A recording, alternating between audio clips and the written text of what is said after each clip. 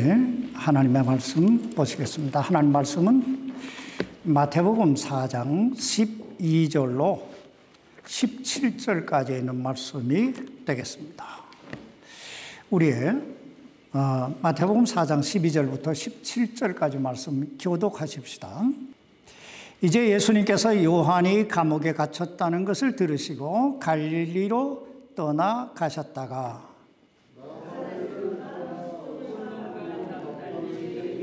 해안에 있는 가버나움에 와서 거하셨으니 이것은 대언자 이사야를 통해 말씀하신 것을 성취하려 하심이라. 이르시되 납달리 땅과 이방인들의 갈릴리여, 어둠 속에 앉은 백성이 큰 빛을 보았고 사망의 지역과 그늘에 앉은 자들에게 빛이 솟아올랐도다 하였느니라.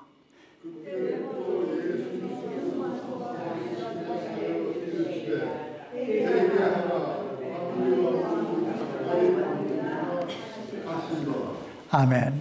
우리 말씀을 위해 잠깐 기도하십시다. 살아계신 아버지 하나님, 하나님께서 우리를 이처럼 사랑하셔서 죄와 사망에서 구원해 주시고 감히 하나님을 향하여 아버지라 부를 수 있는 권세를 덧입게 하시고 이렇게 하나님 앞에 예배 드릴 수 있는 이 놀라운 특권을 주신 것을 감사합니다.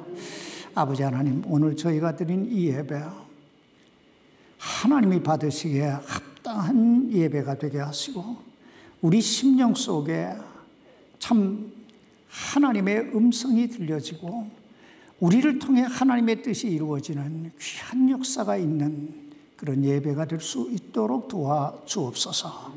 연약하고 부족한 이 종을 붙드시고 하나님 오늘 또 사용해 주옵시기를 살아계신 예수님 이름으로 기도하옵나이다. 아멘. 착석해 주시기 바랍니다. 성경에 보면 예수님의 본성에 대해 가장 적절하게 표현해 주는 하나의 단어가 있는데 그것은 빛이라고 하는 단어입니다. 사도 요한은 이 사실을 요한복음 1장 4절에서 이렇게 기록하고 있습니다. 그 안에 생명이 있었으며 그 생명은 사람들의 빛이더라.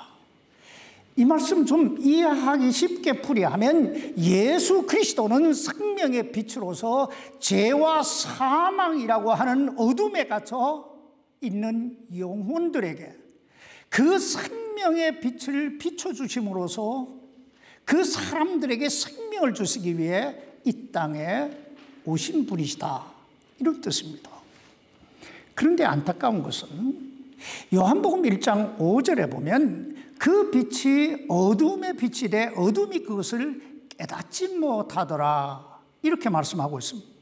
아니, 요한복음 1장 10절로 11절에 보면 그분께서 세상에 계셨으며 세상이 그분에 의해 만들어졌으되 세상이 그분을 알지 못하였고 그분께서 자기 백성에게 오시매 그분의 백성이 그분을 받아들이지 아니하였더라, 이렇게 말씀하고 있습니다. 여러분, 이 얼마나 안타까운 일입니까?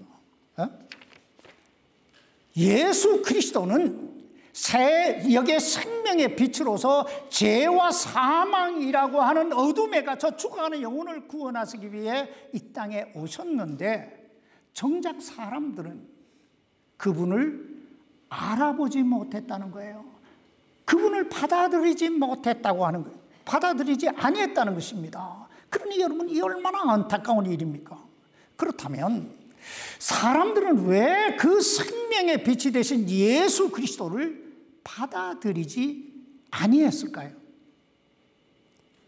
그 이유를 사도 요한은 요한복음 3장 19절로 20절에서 이렇게 말씀하고 있습니다. 요한복음 3장 19절로 20절입니다. 정죄는 이것이니 곧 빛이 세상에 왔으되 사람들이 자기 행위가 악함으로 빛보다 어둠을 더 사랑한 것이니라.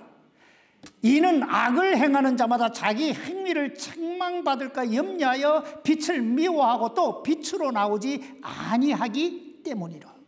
여러분, 왜 사람들이 생명의 빛이 되신 예수 그리스도 앞으로 나오기를 거절했다고요? 거부했다고요? 첫째, 자기 행위가 악함으로 빛보다 어두움을 더 사랑했기 때문이에요.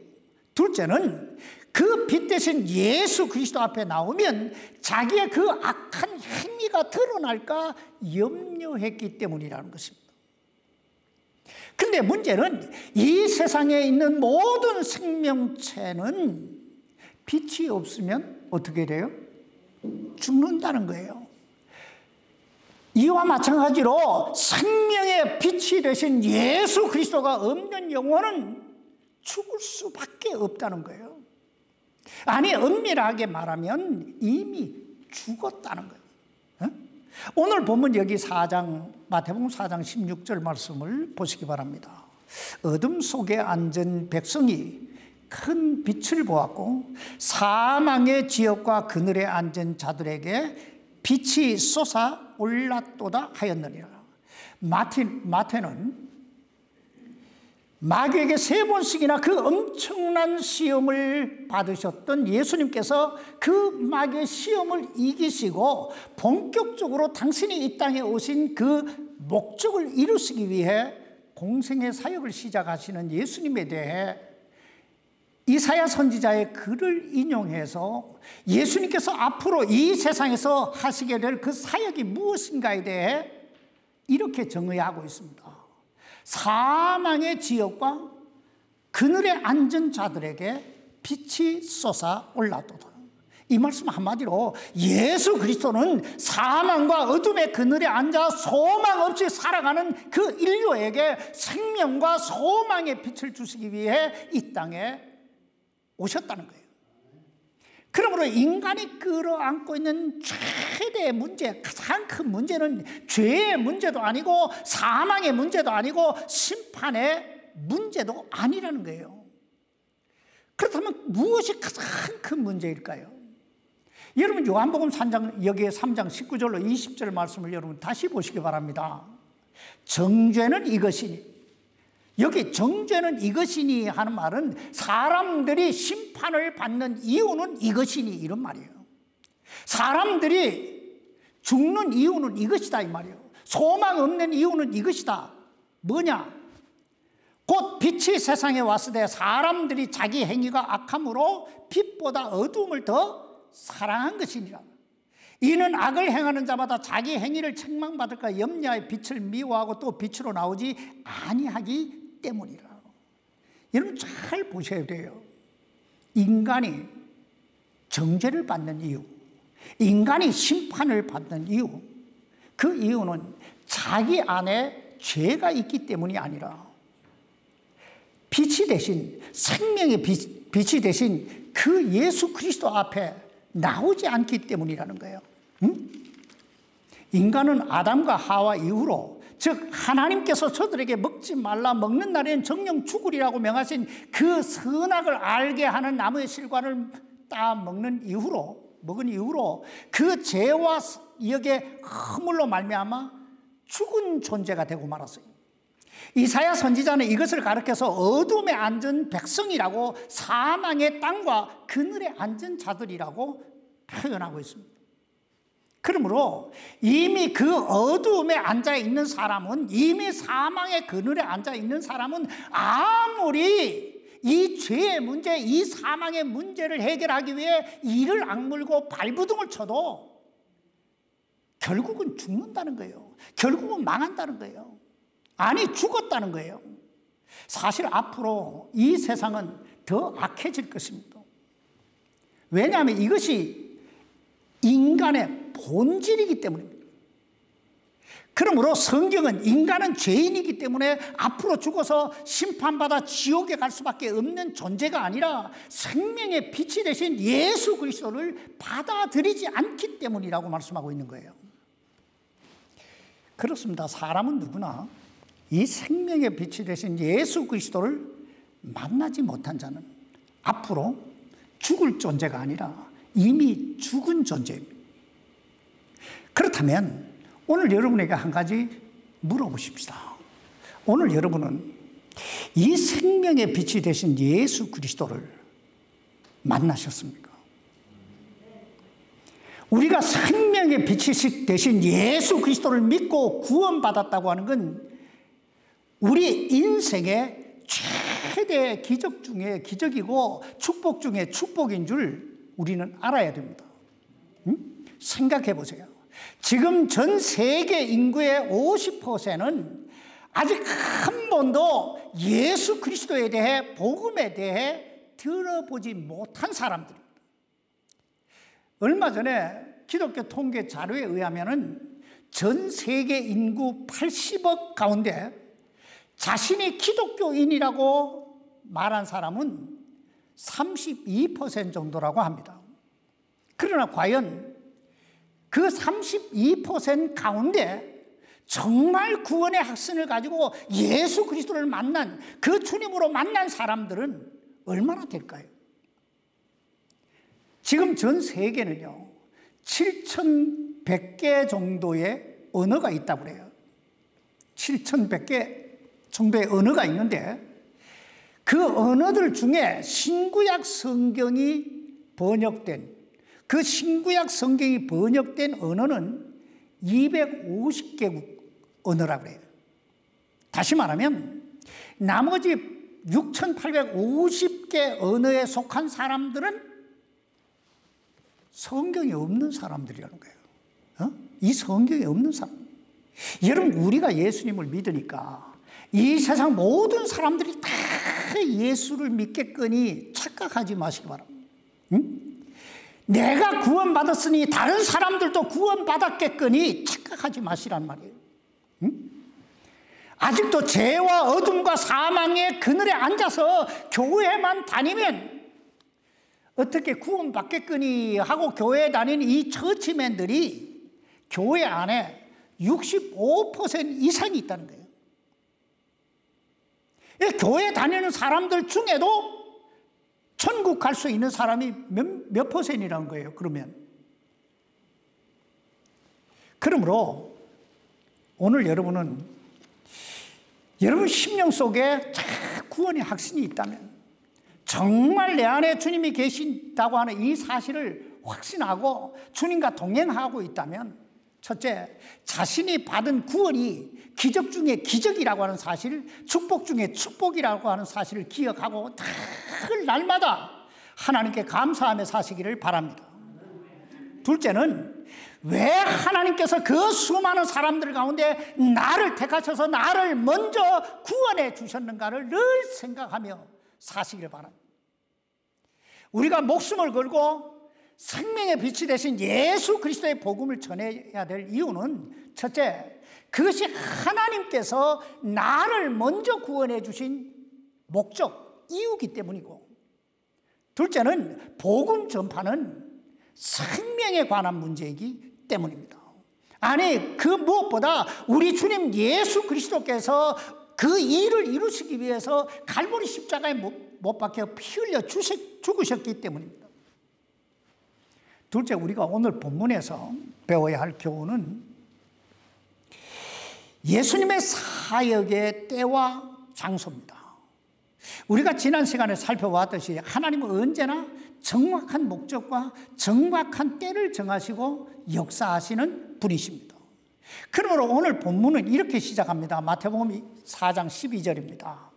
이제 예수님께서 요한이 감옥에 갇혔다는 것을 들으시고 갈릴리로 떠나가셨다가, 여기서 말씀하고 있는 이 요한은 사도 요한을 가리키는 것이 아니고 요단강에서 백성들에게, 이스라엘 백성들에게 해결을 촉구하고 침례를 주고 예수님께 침례를 베풀었던 바로 그 침례 요한을 가리키는 말입니다.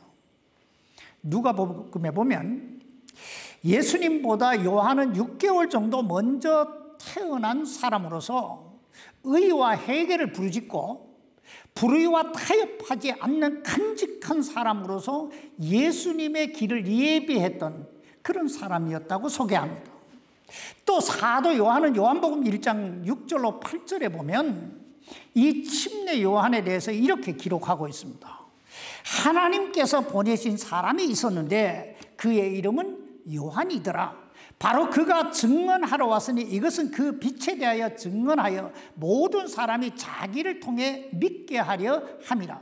그는 그 빛이 아니요 그 빛에 대해 증언하도록 보내어진 자더라. 다시 말하면 침례 요한은 빛이 아니고 그 빛 대신 예수 그리스도를 증언함으로써 사람들로 하여금 그 예수 그리스도를 믿음으로 구원받게 하기 위해서 하나님으로부터 먼저 보내심을 받은 사람이라는 거예요. 그러므로 요한복음 1장 29절에 보면 이 요한이 예수님께서 자기에게 나오시는 것을 보고 뭐라고 말합니까? 보라, 세상 죄를 지고 가는 하나님의 어린 양이로다. 예수님이 구세주다. 지금 이렇게 증거하고 있는 거예요. 이렇듯 자신에게 주어진 그 사명에 충실했던 요한이 헤롯 왕의 불의와 죄악을 책망했다는 이유로 잡혀서 감옥에 갇혔다가 마침내 헤롯 안티파스에 의해 목이 잘려 순교를 당하게 됩니다. 우리는 여기서 또 한번 우리의 생각과 하나님의 생각이 얼마나 다른가를 다시 한번 발견하게 됩니다. 여러분, 우리의 생각은 어떻습니까? 우리의 생각은 침례 요한과 예수님이 한 팀을 이루어서 함께 하나님의 사역을 이루어 나갔다면 얼마나 좋았을까 하는 거예요. 생각해 보세요. 그 불타는 열정과 사명감에 불탔던 그 요한이 좀 더 오래 살면서 예수님의 그 오른팔이 돼서 예수님과 함께 그 사역을 했다면 얼마나 효과적이었을까요? 그런데 하나님은 그렇게 일하시는 분이 아니십니다. 좀 냉정하게 말하면 죽을 자는 죽어야 하고 살 자는 살아야 한다는 거예요. 우린 인생을 살면서 늘 이런 문제로 갈등할 때가 있습니다. 왜 저런 사람은 안 데려가고 왜 저 아까운 사람은 데려가실까? 여러분들 이런 생각 안 해보셨습니까? 저 왼수 같은 인간은 왜 안 데려가고 아직도 저 쓸만하고 아직도 해야 될 일이 많은 저 사람 데려갈까? 사실 크리스찬 의사들도 깜짝깜짝 놀랄 때가 많다고 그래요. 저 사람 꼭 죽을 것이다 했는데 살아난 사람이 있고 저 사람 꼭 살 것이다 하는데 죽는 사람이 있다는 거예요. 그런데 우리 그리스도인들은 이 죽음과 삶의 문제에 대해서 두 가지 사실을 늘 기억해야 되는데, 첫째, 영원하신 하나님의 입장에서 볼 때 삶과 죽음의 문제는 거기서 거기일 수 있다는 겁니다. 무슨 말이냐면 유한한 인간의 입장에서 볼 때 삶과 죽음이 대단한 것 같이 보일지 몰라도 천년이 하루 같고 하루가 천년 같은 하나님의 입장에서 보면 삶과 죽음이란 그저 순서일 뿐이라는 거예요. 왜냐하면 생명의 빛이 되신 예수 그리스도 안에 있는 자는 죽어도 살고 살아도 사는 영원한 존재이기 때문인 줄 믿습니다. 그러므로 이 죽음의 문제를 가지고 너무 고민할 필요가 없다는 거예요. 둘째, 죽음이란 사명의 문제라는 거예요. 무슨 말이냐면 어떤 사람이 죽었다고 하는 건 그 사람에게 주어진 하나님의 사명이 다했기 때문이고, 어떤 사람이 아직 살아있다고 하는 것은 그 사람에게 주어진 하나님의 사명이 아직도 남아있기 때문이라는 거예요. 그러므로 우리 살아있는 사람들은 늘 생각해야 됩니다. 하나님께서 이 시대에 이 장소에 나를 남겨두신 데는 이곳에서 내가 해야 할 어떤 사명, 어떤 이유가 있을 텐데 그게 뭘까? 왜냐하면 사람은요, 그 사명을 발견하고 그 사명을 행할 때 그 삶의 가치가 있고 의미가 있고 보람이 있고 행복이 있기 때문입니다. 이와 같이 침례 요한이 죽은 것은 하나님께서 그에게 맡겨주셨던 그 사명이 다했기 때문에, 그때까지였기 때문이라는 거예요. 사실 생명의 빛이 되신 예수 그리스도 안에 있는 자들에게는 오래 살고 일찍 죽고 이런 것이 그렇게 중요한 것이 아닙니다. 그저 하나님께서 오래 살다 오라 하시면 오래 살다 가면 되고, 하나님께서 오늘이라도 오라 하시면 할렐루야 찬송하며 가면 되는 거예요. 뭐 그렇게 힘든 게 아니에요. 오라 하면 가면 되고 있으라 하면 있으면 되고, 문제는 지금 나는 어떤 목적을 가지고 살아가고 있는가 하는 거예요. 내 삶의 목적이 뭐냐 하는 거예요. 그리스도인이란 언제나 나를 향하신 하나님의 뜻이 무엇인가를 발견하고 그것을 이루기 위해 결단하고 행동할 줄 아는 거, 이게 그리스도인의 삶이에요. 왜냐하면 이게 신앙이, 이게 믿음이에요. 오늘 본문 여기 마태복음 4장 12절로 13절 말씀 보시기 바랍니다. 이제 예수님께서 요한이 감옥에 갇혔다는 것을 들으시고 갈릴리로 떠나가셨다가 나사렛을 떠나 스불론과 납달리 경계 해안에 있는 가버나움에 와서 거하셨으니, 그 다음 14절 말씀 보세요. 이것은 대언자 이사야를 통해 말씀하신 것을 성취하려 하심이라. 이르시되, 그러면서 그 다음 절부터 보면 하나님께서 선지자 이사야를 통해 하셨던 그 말씀대로 행하시는 그 예수님의 모습을 우리가 보게 됩니다. 우린 여기에 나오는 그 예수님의 삶과 그 사역 속에서 배우게 되는 건, 첫째, 예수님은 하나님이 정하신 그 때에 역사하셨다는 거예요. 그 때에 따라 일하셨다. 둘째, 예수님은 하나님이 정해놓으신 그 장소에서 일하셨다는 거예요. 그리고 셋째는 예수님은 하나님께서 당신에게 맡겨주신 그 목적에 따라서 이 역사하셨다는 거예요. 우리가 예수님의 생애를 위대하다, 아름답다, 예수님의 생애를 가장 성공적이다 이렇게 부르짖는 이유가 바로 이거예요. 예수님은 하나님이 정해놓으신 당신의 때에 따라서, 그리고 하나님이 정해놓으신 그 장소에서 하나님이 정하신 그 목적에 따라서 행하신 분이다. 우리 모두는 어느 날 다 이 세상에서의 마지막 날을 맞이하게 될 것입니다.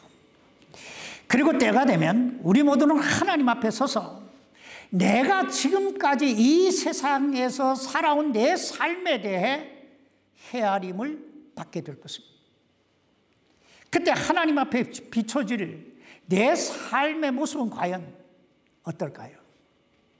사람은 자신이 서 있어야 될 자리에 서 있을 때 빛이 나고, 사람은 자신이 해야 할 일을 할 때 그 삶에 의미가 있고 가치가 있고, 사람은 자신이 해야 될 그때에 무엇인가를 할 줄 알아야 그 인생에 후회가 없는 거예요.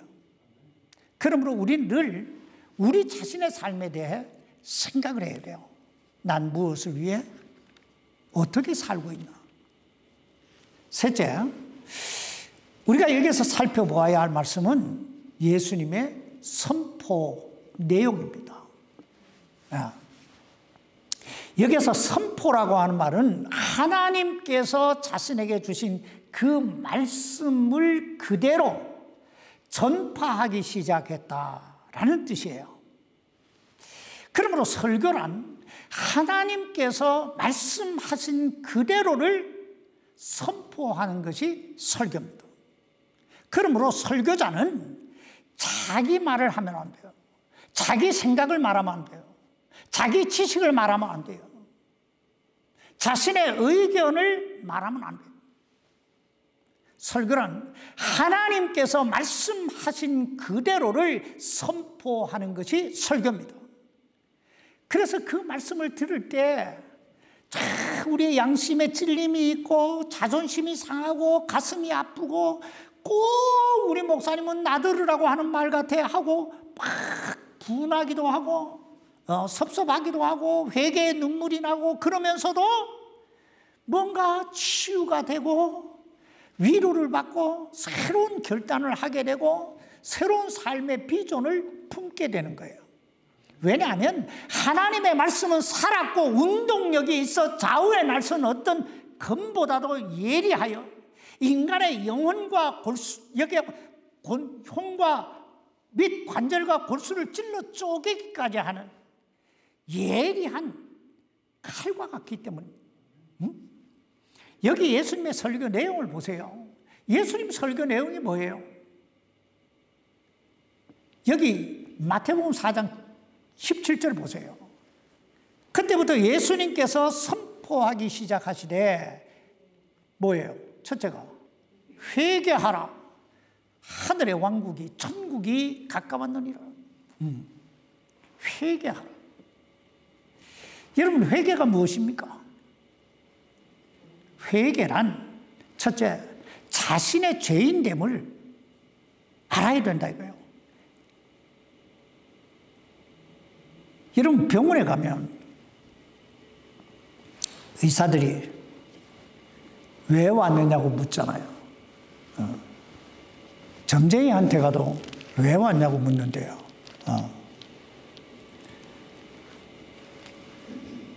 자신이 누군가를 알아야 치유가 그때부터 시작되는 거예요. 회개란 나의 죄인됨을 깨닫는 데서부터 출발하는 거예요. 둘째는 그 죄를 버리는 걸 의미해요. 셋째는 그 죄의 길에서 내가 죄의 길을 가다가 그 죄의 길에서 돌아서서 하나님께로 나오는 거, 이걸 회개라고 해요. 회개란 첫째 죄를 깨닫는 거예요. 내가 죄인이구나는 깨닫는 거예요. 둘째는 그 죄를 버리는 거예요. 셋째는 그 죄의 길에서 돌아서서 하나님께로 나오는 거예요. 그러므로 진정한 회개는 변화입니다. 회개는 뭐라고요? 변화다. 변화다. 즉 진실로 자신의 죄인됨을 깨닫고 그 죄의 길에서 돌아서서 하나님께로 나온 자는 생각의 변화, 언어의 변화, 삶의 목적의 변화, 삶의 방식의 변화가 일어나는 것. 이것이 회개라고 하는 거예요. 여러분 생각해 보세요. 내가 내 죄를 회개하고 내 안에 생명의 빛이 되신 예수 그리스도를 영접했는데, 그리고 내 안에 성령이 임하셨는데 어떻게 내가 변화되지 않을 수 있습니까? 어떻게 내 생각이 변화 안 되고 내 삶이 변화 안 되고 내 삶의 목적이 변화되지 않을 수 있습니까? 그러므로 주님은 선포하시는 거예요. 회개해라. 돌아서라. 왜냐하면 모든 신앙의 출발이 이 회개에서부터 시작하기 때문에, 다시 말하면 우리가 하나님 만나는 것도, 우리의 기도가 하나님으로부터 응답을 받는 것도, 내 안에 성령이 임하시는 것도, 우리가 새 생명을 덧입게 되는 것도 다 회개에서부터 출발하는 거예요. 회개에서. 그러므로 생각하시기 바랍니다. 혹시 내게는 하나님과 나 사이를 가로막고 있는 어떤 죄가 없는가? 그리고 그 죄를 버리시기를 바랍니다. 그리고 하나님께로 돌아오시기를 바랍니다. 왜냐하면 회개 없는 하나님과의 관계 회복이란 불가능한 것이기 때문에. 그러면서 주님은 이렇게 말씀하십니다. 하늘의 왕국이 어떻게 해요? 가까웠느니라. 천국이 가까웠느니라.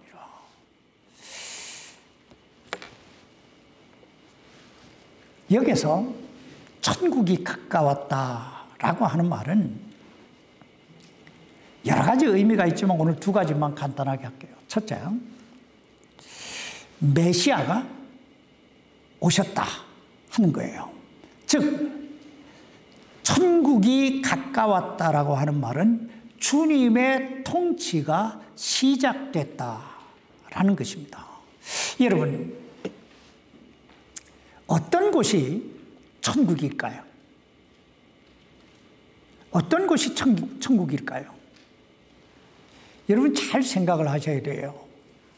천국이란 하나님이 통치하시는 곳이 천국입니다. 대한민국 이러면 대한민국 대통령이 통치하는 땅이 대한민국이에요. 그러면 천국은 누가 통치하시는 거예요? 하나님이 통치하시는 곳은 천국이에요. 다시 말하면 주님이 나를 다스리시면 내가 천국이 되고, 주님이 내 가정을 다스리시면 내 가정이 천국이 되고, 주님이 이 교회를 다스리시면 이 교회가 천국이 된다는 거예요. 그렇다면 하나님께서 나를 다스리시게 하려면 내가 어떻게 해야 될까요? 첫째는 회개하고, 둘째는 빛과 생명이 되신 예수 그리스도를 나의 구주와 주님으로, 주인으로 모셔드려야 되고, 셋째는 그 주님이 나를 다스릴 수 있도록 나 자신을 주님께 드려야 돼요. 그래야 하면 내가 있는 곳은 여기도 천국이고 저기도 천국이고 내게 있는 모든 것이 천국이 될 줄 믿습니다. 오늘 여러분의 모든 삶의 영역이 다 천국이 되시기를 주님의 이름으로 축복합니다. 둘째, 아멘이 안 나오시는 분은 하나님께 자신을 드리고 싶지 않은 거예요. 그러면 여러분 왕국이 돼요. 여러분 왕국이 되니까 계속 여러분 왕국을 가지고 사세요. 두 번째, 천국이 가까웠다라고 하는 말은 우리 주님의 재림이 임박했다라는 뜻입니다. 이 사실을 사도 바울은 로마서 13장 11절에서 이렇게 말씀하고 있습니다. 우리의 구원이 우리가 믿을 때보다 더 가까이 왔기 때문이라. 우리의 구원이 우리가 믿을 때보다 더 가까이 왔다라고 하는 말은 우리가 처음 예수님 믿기 시작할 때보다 예수님의 재림이 더 가까이 왔다는 거예요. 더 가까이 왔다. 그러므로 아직 기회가 있을 때 회개하고 하나님께로 나오라는 거예요. 기회란 우리 인생에 여러 번 있을 수 있지만 우리가 늘 기억해야 될 것은 우리 인생의 마지막 기회라고 하는 것도 있다는 거예요. 여러 번 기회가 있을 수 있지만 그 중에 마지막 기회일 수 있다는 거예요. 기회도 있다는 거예요. 그래서 천국에서, 여러분 여기 지옥에서 가장 많이 들려오는 소리가 뭐예요?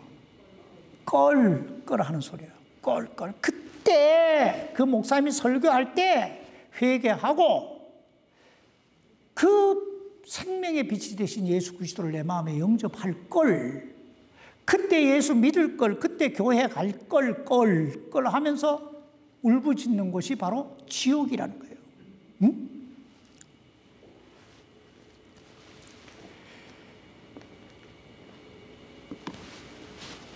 아직 기회가 있어요. 기회를 사시길 바랍니다.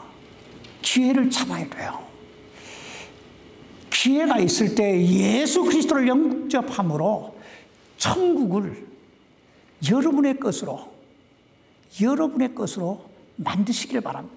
하나님께서 이 시대에 우리에게 복을 주시고 참 우리를 통해서 하나님의 뜻을 이루어 가실 수 있기를 우리 주님의 이름으로 축복합니다. 다 같이 기도하십시다. 살아계신 아버지 하나님, 우린 너무나 참 미련하고 둔해서 우리를 향하신 하나님의 뜻이 뭔지, 하나님의 말씀이 무엇을 의미하는지 우리가 이것을 깨닫지 못하고 살 때가 너무 많이 있습니다. 아버지 하나님, 이 시간 우리 모두가 우리 생각을 좀 내려놓고 하나님의 말씀이, 하나님이 뭐라고 말씀하시는가 자세히 보고 그 말씀대로 우리 죄를 회개하고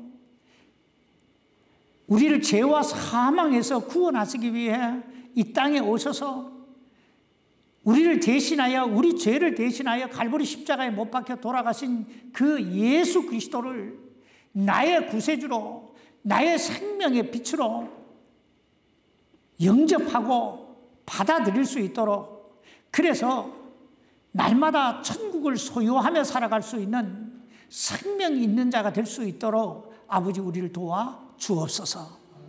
우리가 참 이 땅에 그저 왔다가 그저 가는 그런 무의미한 인생이 아니라 나를 향하신 하나님의 뜻이 무엇인가를 발견하고 나에게 맡겨주신 그 사명, 그 사명을 따라 사는 가장 가치로운 인생이 될 수 있도록 아버지 우리를 붙들어 사용해 주옵소서. 우리 하나님께서 이 마지막 시대에 우리가 후회하는 인생이 아니라 참 보람을 느끼고 가치를 느끼고 의미를 느끼고 행복을 느끼는 그런 삶이 될 수 있도록 아버지 도와 주옵소서. 살아계신 예수님 이름으로 간절히 기도하옵나이다. 아멘.